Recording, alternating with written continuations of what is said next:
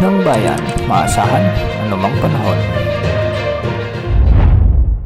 Magandang oras po sa ating lahat. Narito na ang latest update sa lagay ng ating panahon ngayon at sa magiging lagay ng panahon sa susunod na 24 oras. Sa kasalukuyan ay nakakaapekto muli ang shear line at ito ay nakakaapekto sa silangang bahagi ng Southern Luzon at Visayas. Samantalang northeast monsoon pa rin ang nakakaapekto sa Northern at Central Luzon. May umiiral namang easterlies sa ilang bahagi ng Mindanao.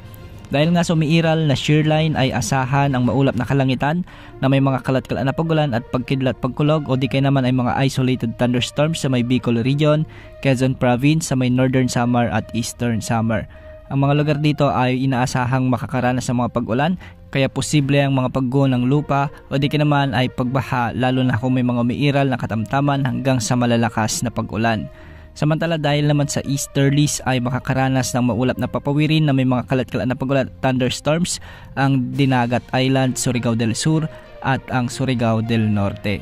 Posible pa rin ang banta ng mga flash flood o landslide lalo na kung may mga katamtaman at minsan ay malalakas ding pag-ulan. Samantala northeast monsoon o ang hanging amihan naman ang nakakaapekto sa Metro Manila, Ilocos Region, Cordillera Administrative Region sa may Cagayan Valley at Central Luzon. Kaya ang mga lugar dito ay makakaranas ng bagyang maulap hanggang sa maulap na kalangitan na may mga isolated light rains o kalat-kalat na mahihinang pag-ulan.